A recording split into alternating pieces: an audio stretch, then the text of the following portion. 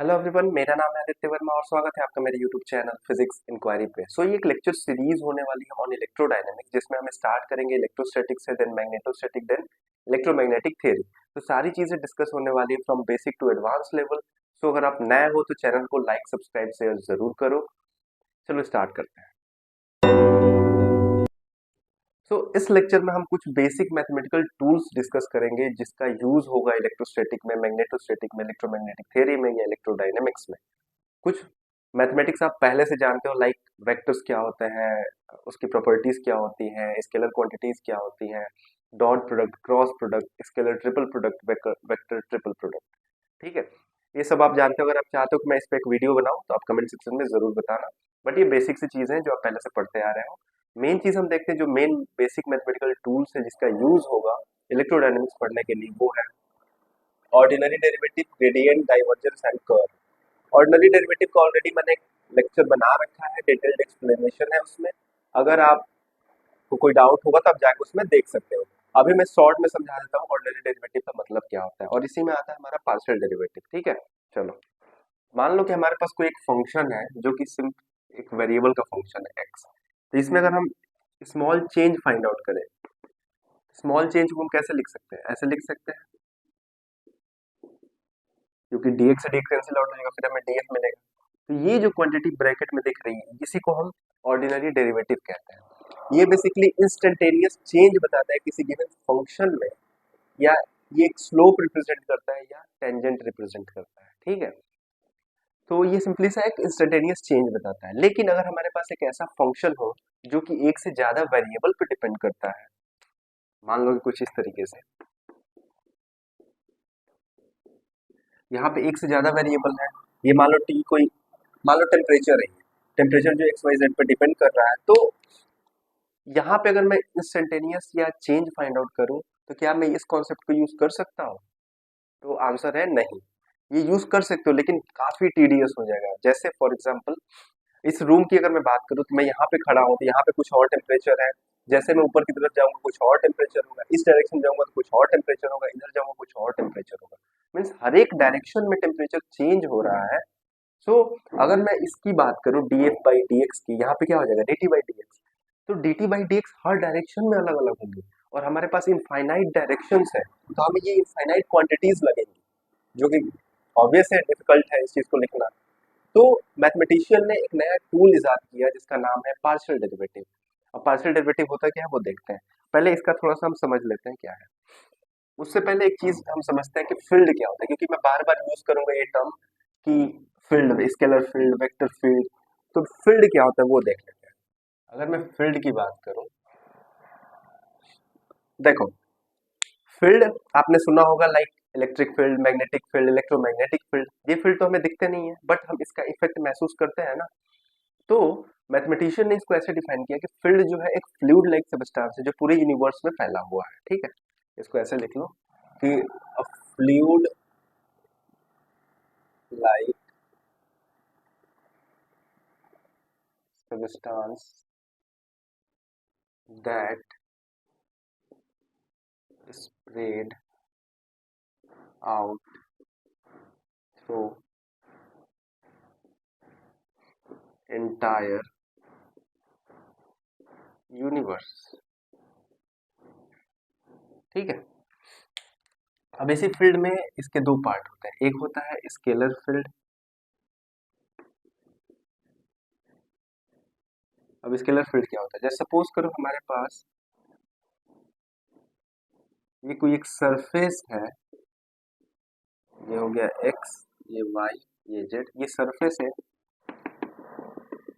जो कि एक फील्ड को रिप्रेजेंट कर रहा है। ठीक है, फील्ड फील्ड ही है ना। फील्ड मैंने क्या बोला कि हर जगह फैला हुआ है। देख मान लो कोई फील्ड है, ठीक है, अगर इसका हर एक पॉइंट जो है एक स्केलर क्वांटिटी को रिप्रेजेंट करता है, तो उस टाइप के फील्ड को हम क्या कहते हैं? स्केलर फील्ड कहते हैं। जैसे अगर इसका हर एक पॉइंट टेम्परेचर को रिप्रेजेंट करेगा, तो हम क्या कहेंगे? टेम्परेचर एक स्केलर फील्ड है, क्योंकि टेम्परेचर एक स्केलर क्वांटिटी है ना। टेम्परेचर हो गया, एयर डेंसिटी हो गया, ऐसे बहुत सारे एग्जाम्पल मिलेंगे। ठीक है, मीन्स अगर इसका हर एक पॉइंट जो है एक स्केलर क्वांटिटी को, स्केलर क्वांटिटी मतलब जिसका सिर्फ मैग्नीट्यूड होता है उसको रिप्रेजेंट करता है, उस फील्ड को हम कहते हैं स्केलर फील्ड। लेकिन अगर हम एक दूसरा पार्ट होता है जिसका नाम है वेक्टर फील्ड।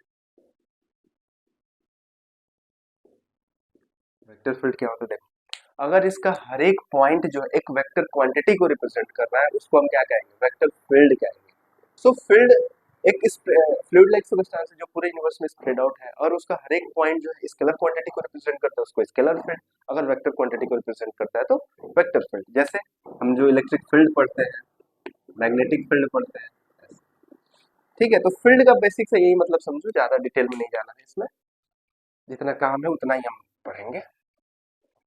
चलो जी, अब आते हैं इस पार्शियल डेरिवेटिव वाली चीज पे।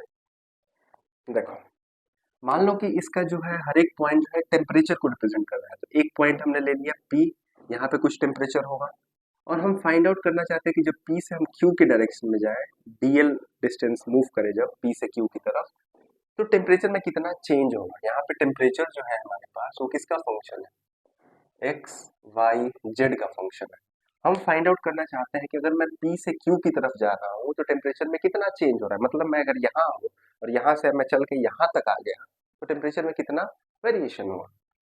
तो यहाँ पे इसको लिखने का तरीका देखो कैसे होता है, डी टी स्मॉल चेंज कैसे लिखेंगे, देखो इसको ऐसे लिखते हैं,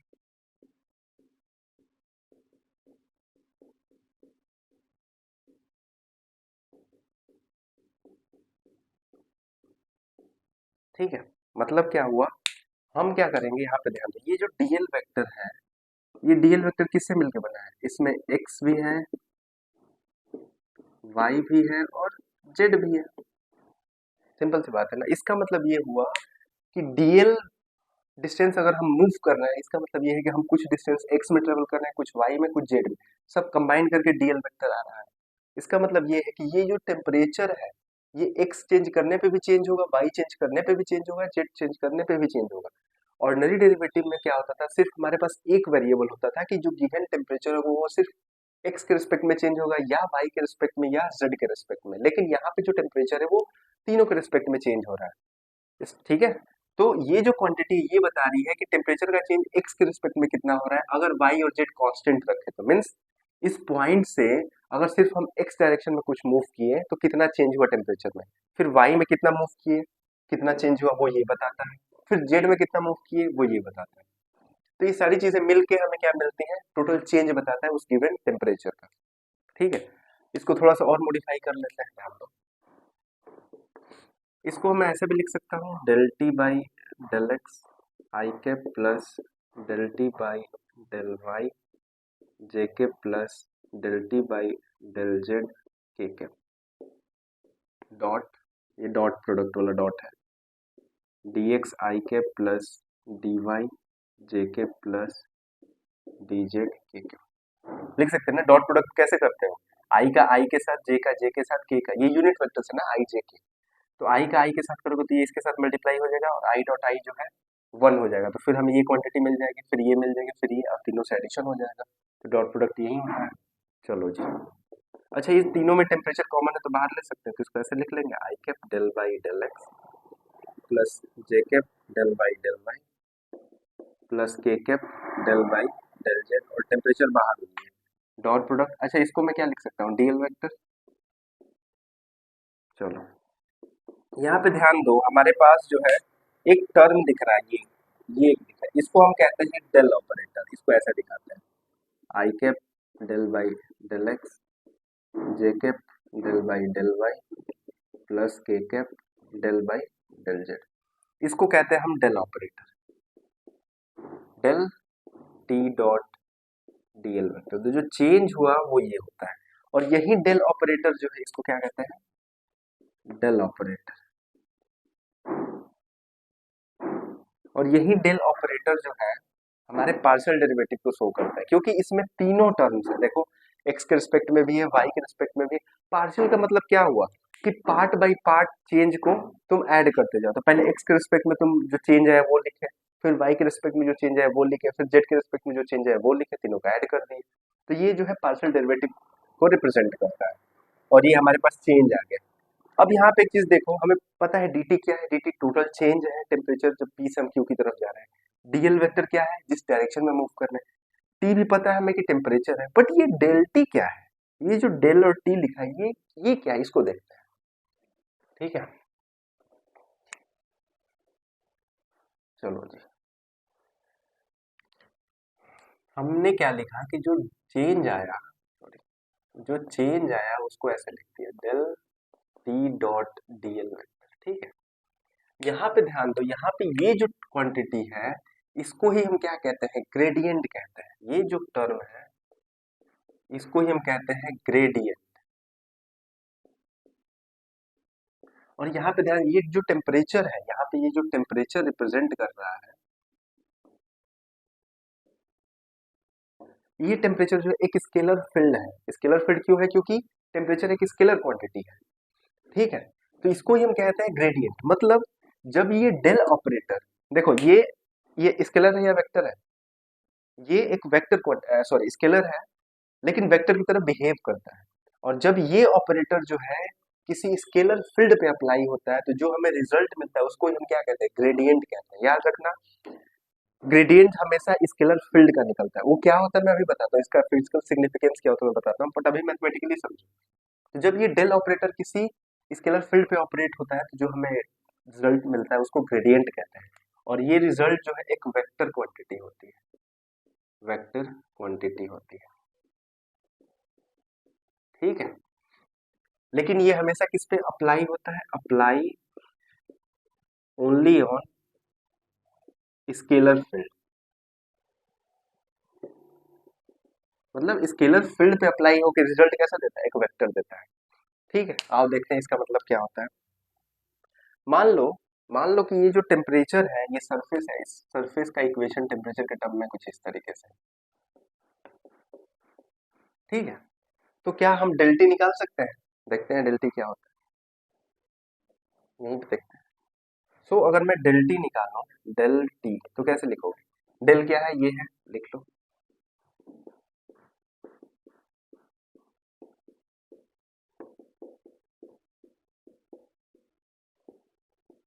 और जो इस हमारे पास क्या है, टेम्परेचर है ना, टेम्परेचर लिख लो। अब कैसे पता करोगे कि ये जो टेम्परेचर मैंने लिखा है यहाँ पे, ये जो है एक स्केलर फील्ड है। क्यों, क्योंकि इसमें आई cap j cap k cap कुछ वेक्टर टाइप कुछ नहीं आ रहा है ना, इसलिए ये स्केलर फील्ड है। अब स्केलर फील्ड है तो ये तीनों पे ऑपरेट होगा, ये इस पे भी जाएगा, इस पे भी जाएगा, इस पे भी जाएगा। तो निकालो, I cap del by del X, X square plus Y square plus Z square plus J cap del by del Y, X square plus Y square plus Z square plus K cap del by del Z, X square plus Y square plus Z square. ठीक है, अब ध्यान देना, ये जो term है ना del by del x, ये जिसके रिस्पेक्ट में लिखा है बस उसी के रिस्पेक्ट में डिफरेंशिएट करना होता है, और बाकी सारे टर्म को हम कांस्टेंट ट्रीट करते हैं। पार्शियल डेरिवेटिव का यही मतलब होता है कि जिसके रिस्पेक्ट में लिखा है सिर्फ वही वेरिएबल है, बाकी सब चीज क्या है, कांस्टेंट है। तो यहाँ पे y और z इसके लिए क्या होगा, कांस्टेंट होगा, और सिर्फ वेरिएबल क्या होगा, एक्स स्क्वायर। तो इसके आ जाएगा 2x आई कैप प्लस 2y जे कैप प्लस 2z के कैप। ये रिजल्ट आया। तो एक बात बताओ, एक चीज यहाँ से देख के ये पता लग रही है कि ये जो टर्म है क्या ये वेक्टर क्वांटिटी नहीं है। मैंने अभी क्या लिखा था कि जो इसका रिजल्ट आता है वो एक वेक्टर क्वांटिटी आती है, लेकिन अप्लाई किस पे होता है, स्केलर फील्ड पे। तो स्केलर फील्ड में लिखा था ये, इस पे अप्लाई किया तो जो रिजल्ट है वो कैसा है, वेक्टर क्वांटिटी। वेक्टर क्वांटिटी क्या मतलब है, इसका मैग्नीट्यूड भी होगा और डायरेक्शन भी होगा। तो इसका मान लो कि डेल्टी जब मैंने निकाला तो इसका डायरेक्शन कुछ इस तरीके से है, ऐसा है, परपेंडिकुलर डेल्टी। ठीक है, परपेंडिकुलर आया, मतलब समझ आया ना ग्रेडियंट का क्या मतलब हुआ। अभी मैं फिजिकल सिग्निफिकेंस बताऊंगा, बट इतना समझो कि जो जो मैंने ये तीनों पॉइंट लिखा है ये मैंने प्रूव करके देखा है। नाउ अब हम सिग्निफिकेंस ऑफ ग्रेडियंट देखते हैं कि क्या होता है। तो मैंने लिखा था D T is equal to del T dot DL vector. ठीक है, तो अगर मैं इसको एक्सपेंड करूं बाय यूजिंग डॉट प्रोडक्ट तो ये कितना होगा, D T is equal to del T mod of DL vector, इन दोनों के बीच का एंगल cos थीटा। अब देखो डेल टी मैंने दिखाया था इस डायरेक्शन में आया था पीछे अभी लास्ट में, तो यही होगा ना इनके बीच का एंगल थीटा। ठीक है, अब मैं पूछूं ये dt क्या है, ये चेंज बता रहा है ना कि p से q तक जाने में कितना चेंज हुआ टेम्परेचर में। तो अगर ये dt जो है ये चेंज जो है, अगर ये मैक्सिमम कब होगा, मैक्सिमम मैक्सिमम चेंज कब होगा, जब cos थीटा की वैल्यू मैक्सिमम हो। और cos थीटा की मैक्सिमम वैल्यू कितनी होती है, 1। तो थीटा 1 कितने पे होगा, 0 डिग्री पे। इसका मतलब ये हुआ कि जो डेल टी और डीएल है इन दोनों के बीच का एंगल 0 हो। मतलब अगर इसको मैं ऐसे लिखूं, change in T is maximum when we move in direction of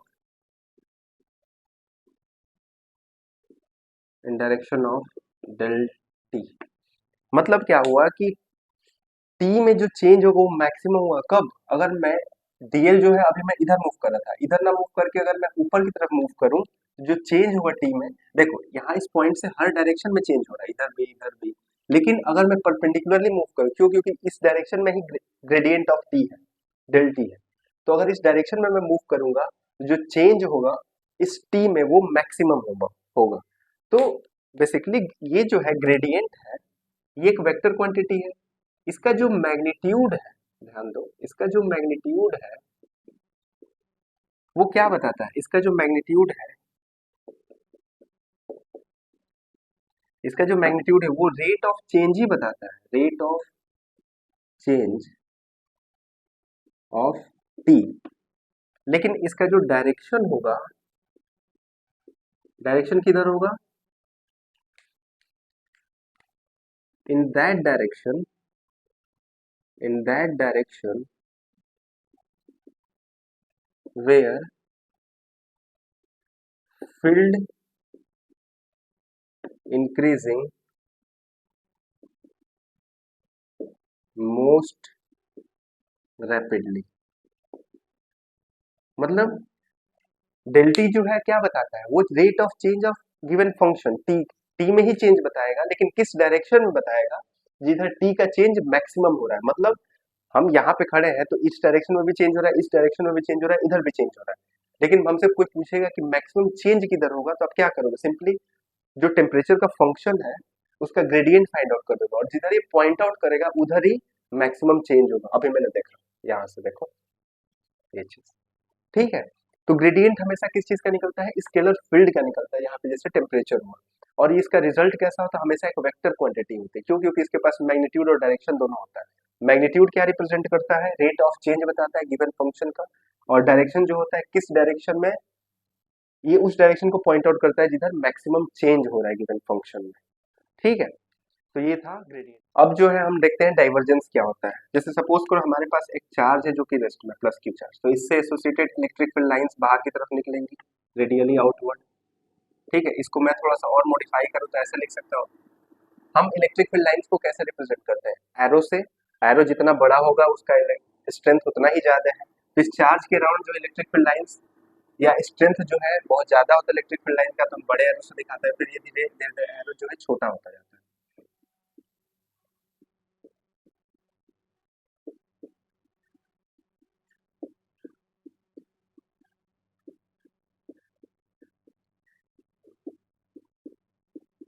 ठीक है। देखो तो इलेक्ट्रिक फील्ड लाइन जो है धीरे धीरे कम होती जाती है, इलेक्ट्रिक फील्ड लाइन की स्ट्रेंथ कम होती जाती है इस चार्ज से। अच्छा, कंटिन्यूअसली इलेक्ट्रिक फील्ड लाइन इससे बाहर निकल रही है रेडियली आउटवर्ड, जैसे हमने देखा। जब इसको तुम एनिमेटेड फॉर्म में देखोगे ना, तो हमें ये रियलाइज होता है कि किसी गिवन पॉइंट से कुछ फील्ड बाहर की तरफ निकल रहा है। यहाँ पे ये फील्ड कैसा है, वेक्टर फील्ड है। क्यों, क्योंकि हर एक ये एक इलेक्ट्रिक फील्ड है ना, इलेक्ट्रिक फील्ड एक वेक्टर क्वांटिटी है, इसलिए यहाँ पे जो फील्ड होगा वो वेक्टर फील्ड होगा। तो डाइवर्जेंस हमेशा वेक्टर फील्ड का निकलता है। अब डाइवर्जेंस बताता है क्या है, तो देखो इस पॉइंट से जब एनिमेटेड फॉर्म में देखोगे तो ऐसा लगेगा कि इस पॉइंट से इलेक्ट्रिक फील्ड लाइन जो है बाहर की तरफ निकल रही है। सो फील्ड की वो प्रॉपर्टी जिससे हमें ये पता लगे कि वो फील्ड जो है किसी गिवन पॉइंट से कितना बाहर निकल रहा है। अच्छा, इसके जगह पे नेगेटिव चार्ज होगा तो फील्ड लाइन अंदर की तरफ जाएंगी। सो किसी गिवन पॉइंट से फील्ड कितना अमाउंट ऑफ फील्ड बाहर निकल रहा है और कितना अमाउंट ऑफ फील्ड अंदर की तरफ जा रहा है, वो प्रॉपर्टी कौन बताता है, डाइवर्जेंस बताता है। मींस इसका तुम डाइवर्जेंस निकाल दोगे इस फील्ड का, तो हमें ये पता लग जाएगा ये फील्ड जो है किसी गिवन पॉइंट से कितना पास होगा, कितना निकलेगा और कितना अंदर जाएगा, ठीक है। तो इसको कैसे लिखते हैं, देखो मान लो इस फील्ड को मैंने लिख दिया ऐसे v वेक्टर से, तो ये कितना हो जाएगा वी एक्स आई कैप प्लस वी वाई जे कैप प्लस वी जेड के कैप। अच्छा, हमारे पास एक डेल ऑपरेटर था स्टार्टिंग में, सब इस पे ही है, ध्यान रखना इस डेल ऑपरेटर पे ही सारी चीजें हैं, J cap del by del Y plus K cap del Y del Z, ठीक है। तो जब इस डेल ऑपरेटर का हम इसके साथ डॉट प्रोडक्ट लेते हैं तो हमें जो रिजल्ट मिलता है उसको ही कहते हैं हम क्या, डाइवर्जेंस। इसको ही हम डाइवर्जेंस कहते हैं इस फील्ड का। और ये होगा कितना, फटाफट निकाल लो, plus K cap del by del Z dot V x I K plus V y J K plus V z के के। अब डॉट प्रोडक्ट कैसे सॉल्व करते हैं, आई का आई के साथ, जे का जे के साथ, के का के साथ, तो ये कितना हो जाएगा del V x upon del x plus del V y upon del Y plus del V z upon, ठीक है। अच्छा, ये जो है ये कैसी क्वांटिटी है, इसका जो रिजल्ट है वो हमेशा कैसा होता है, स्केलर होता है, स्केलर क्वांटिटी, ठीक है। और लेकिन अप्लाई किस पे होता है, एक वेक्टर फील्ड पे अप्लाई होता है। चलो, तो ये चीज समझ आ गई ना, डाइवर्जेंस हमें क्या बताता है कि कितना अमाउंट ऑफ वेक्टर फील्ड जो है किसी गिवन पॉइंट से बाहर निकल रहा है या उसके अंदर जाए। डाइवर्जेंस का मतलब ये होता है, क्या होता है, बिखराव, मतलब किस गिवन पॉइंट से कितना स्प्रेडनेस हो रही है, ठीक है। इसके कुछ इंपॉर्टेंट पॉइंट्स है वो देख लो।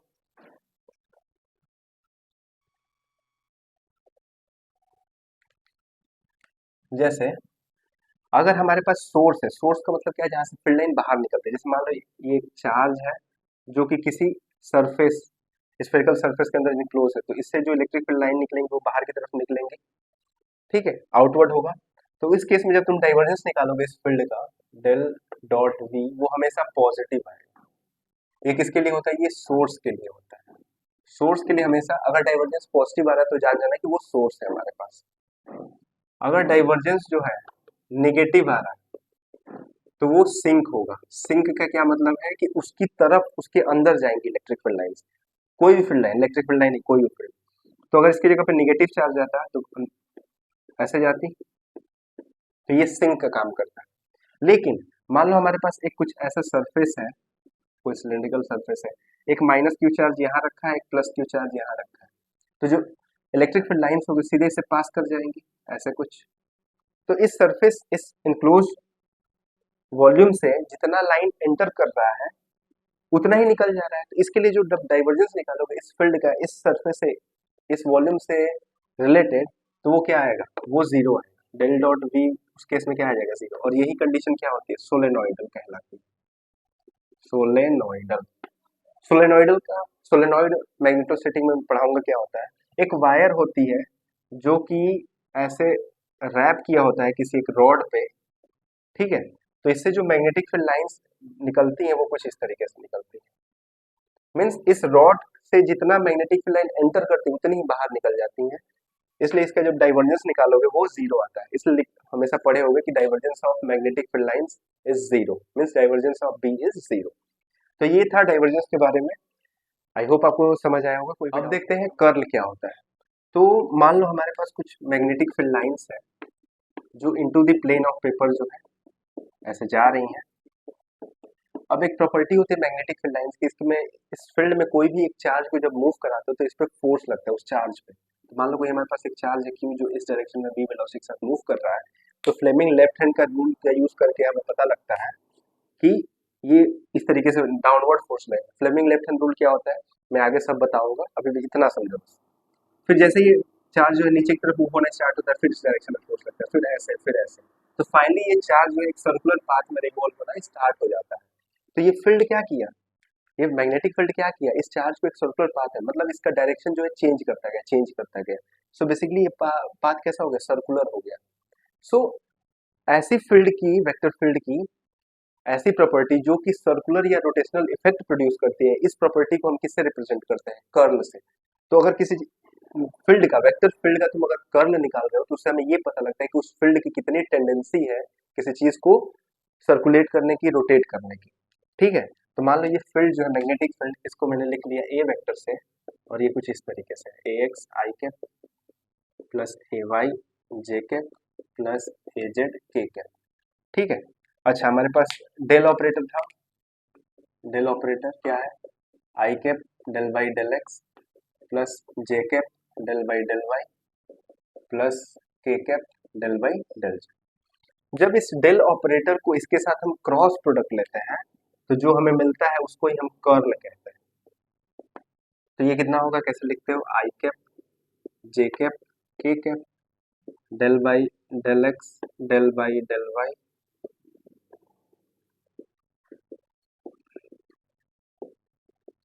जैसे क्रॉस प्रोडक्ट फाइंड करते हो वैसा ये भी होगा, एक वेक्टर ये हो गया और एक वेक्टर ये हो गया। अच्छा, इसका जो रिजल्ट होता है वो एक वेक्टर क्वांटिटी आती है, वेक्टर क्वांटिटी। और अप्लाई भी किस पे होता है? वेक्टर फील्ड पे। सो ये होता है कर्ल। कर्ल क्या बताता है कि किसी चीज का किसी फील्ड का कितना रोटेशनल इफेक्ट है या सर्कुलर इफेक्ट है। ध्यान देना, इलेक्ट्रिक फील्ड का कर्ल हमेशा जीरो होता है। क्यों? क्योंकि वो कोई भी सर्कुलर इफेक्ट प्रोड्यूस नहीं करता है, उसमें किसी भी फोर्स को रखोगे तो इलेक्ट्रिक फील्ड के डायरेक्शन में ही मूव होता है। लेकिन मैग्नेटिक फील्ड का कर्ल जीरो नहीं होता है, उसका कुछ कर्ल होता है। क्यों? क्योंकि कोई भी चार्ज को जब उसमें थ्रो करोगे तो वो सर्कुलर पाथ में रिवॉल्व होना स्टार्ट हो जाता है, जैसे कि साइक्लोट्रॉन में आप देखते हैं। ठीक है, वो सारी चीजें मैं पढ़ाऊंगा। तो कर्ल ये होता है बेसिकली। इसके साथ एक समरी में बता देता हूँ, समरी वो काफी हेल्पफुल रहेगी आपके लिए। देखो, ये हो गया हमारे पास ग्रेडियंट, ये हो गया डाइवर्जेंस, और ये हो गया कर्ल। और ये तीनों किस पे डिफाइन हो रहे हैं? डेल ऑपरेटर पे। I cap del by del X, J cap del by del Y plus K cap del by del Z. ठीक है। अच्छा जी, ग्रेडियंट किस चीज का निकलता है? स्केलर फील्ड का। स्केलर फील्ड का निकलता है, जैसे मान लो कि डाइवर्जेंस जो है वेक्टर फील्ड का निकलता है, जैसे कि वी वेक्टर। और जो कर्ल है वो भी वेक्टर फील्ड का निकलता है, जैसे कि ए वेक्टर हो गया। ठीक है। स्केलर ग्रेडियंट लिखते कैसे? इसका इस पे डायरेक्टली ऑपरेट कराते हैं कुछ इस तरीके से। ये कैसे लिखते हैं? इस डेल ऑपरेटर का इसके साथ डॉट प्रोडक्ट। और ये कैसे लिखते हैं? इस डेल ऑपरेटर का इसके साथ क्रॉस प्रोडक्ट।